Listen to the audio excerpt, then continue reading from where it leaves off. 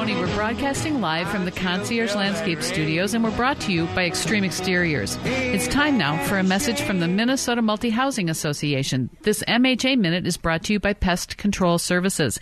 When you need an exterminator, you want someone reliable and effective, and that's Greg Keener at Pest Control Services, 952-894-9748. Pest Control Services is a proud member of Angie's List and a member of the Minnesota Multi-Housing Association. Pest Control Services, 952-894-9748. Tell Greg that you heard it here on Where You Live. I'm going to talk a little bit about the education opportunities that are coming up at the Multi-Housing Association in the near future.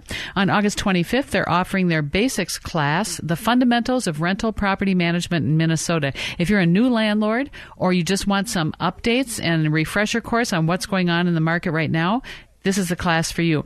The boiler exam preparation class is being held September 15th. Certified Resident Manager class, August 23rd. Assisted Housing Manager, October 4th to 6th.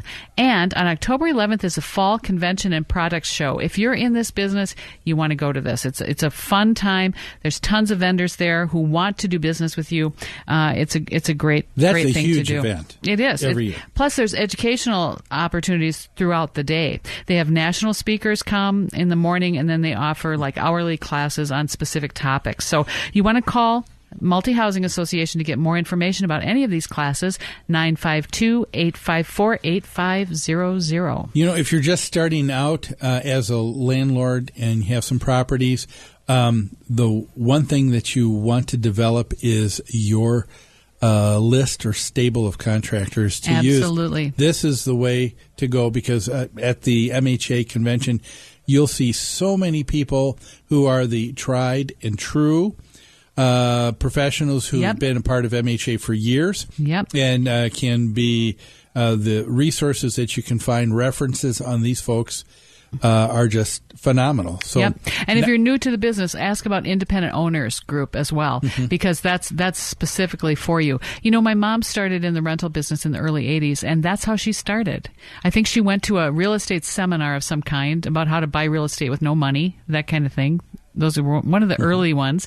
And then she took classes at the Multi-Housing Association. She took their entire management course and their entire maintenance course. So she knew how to fix leaky faucets, how to fix outlets, patch things up. She learned lots of stuff there. And, you know, there's one association that I'm still managing, and a lot of these folks have owned rental property for years. And the kind of contract we have is sort of a quasi. It's not a full management contract. I go there to do some consulting and to make some recommendations and some help. But these folks are really doing a lot on their own. And it's invariable. They need a project, something gets going, and everybody's got a guy. So they're not having trouble finding contractors. They have too many guys. Oh yeah. Everyone says, I got a guy. He's the best asphalt guy in town. Oh, you bet. And known him for years from Rotary, bada boom, bada bing, and there you go. He gets used. And so here's your chance to find a guy. There you go. At the MHA convention. Well, let's talk about this article that came up, and it's intriguing. It says St. Paul calls for a tax hike. I'll share a little bit why it caught my attention. It said St. Paul Mayor Chris Coleman proposed that there's going to be a 6.5% increase in the city's property tax levy this last Monday in his annual budget address. That should come to about a $44 a year increase for the median valued home at about $149,000. Coleman did not spare criticism from the anti-tax control legislature. He's saying the continued erosion of local aid doesn't prevent tax increases. While hardly thrilled to increase the levy, Coleman said it was necessary to avoid cuts to the boots-on-the-ground police and fire department. His budget came a month after the state government said there's going to be a cut to local governments in the aid that they can expect. In St. Paul, that means $16 million for the remaining year, 2011, and another $12 million in 2012. Another city council member also was concerned. This person said the pretense of no new taxes is a lie with the state legislature. They're creating this problem, and now we have to deal with it. The mayor said the shifting of the state's challenges onto the backs of the city doesn't erase our need to put more police officers and firefighters on the streets. I don't know about you. I got fed up reading with this article. This punched your buttons? Oh yeah, for a couple reasons, and one is we have gotten so far away in government, in being able to have a city government just tend and care for just the things in the city. A state government that deals with things that just deal with things on a state level. A federal government that deals with things just on the federal level. You see too much crossover? Yeah. And what ends up happening is inefficiency beyond belief. And I think it's a little bit grandstanding for a politician to say that now because we're not going to get aid from the state is now placing their problems on our backs. No, because you're not getting aid, city. That means you're going to have to figure out your budget for your city on your own. You have to take responsibility for your own expenses. Isn't that what we talk about all the time here on Where You Live? Well, yeah. Isn't that what a homeowners association is about? Yes, it is.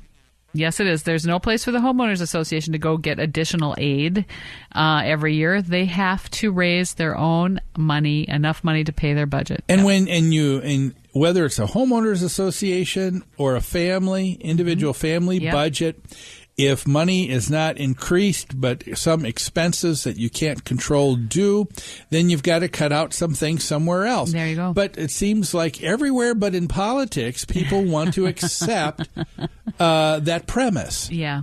You know, well, we're forced to accept that premise. You can't live on credit very long, and you can't live beyond your means very long unless you happen to be a government. Yeah, a city, state, or federal government. I mean, the nice thing that happens here is that with the city and the state level, there is a requirement to have a balanced budget, which is something we don't have on the federal level. Yeah. And heaven help us if we didn't have that here on the city and state level. Yeah, true. But one of the things that people there seems to be such a disconnect when it comes to this, and I thought it was worth bringing up here on Where You Live because we deal with homeowner issues and single-family homeowners, even apart from homeowner associations, deal with property taxes and property tax increases. And everybody needs to learn to live within their budget. Another aspect that I think needs to be remembered here is the idea that you save money when you buy direct. People think about that when you, if I'm going to have a vendor that I'm going to use, if I'm going through another contractor involved, there's going to be some markup. Yep. If I'm asking the state to provide some services that should be provided by the city, right? Now that as a either way, I'm going to be taxed. Right. For the city to say, well, now we've got to raise our taxes. They want to say we won't raise taxes, but on the state, people will still have taxes raised. The end result is a Minnesotan's going to pay more money. Sure. But the difference is that when for every dollar that goes to the state that comes back to the city, I think I read somewhere that close to, I think it is 36% of that is shaved off in administrative costs that will never get to the person because you've got more hands dealing with it. It's the bureaucracy. And so it's eating up 36% of our taxes that go to the state. So how much that come back to the city? So how much easier it is. The fact that the state is saying we're not going to give you as much aid, I think that's a good thing. I think it's going to cause cities to say, you know what, we've got to learn to live within our own budget. And just like a homeowners association, the people in St. Paul or the people in Minneapolis have got to say, if we want increased services, and some do, then we're willing to pay for it, but we're not going to ask other people in the state to pay for things that we want in our services, just like an HOA. Nobody expects an HOA to act that way. Well, we need to take a break. We're coming up to the top of the hour. Don't go away. We've got a whole nother hour of Where You Live with Gene and Tony. We'll be back after these messages.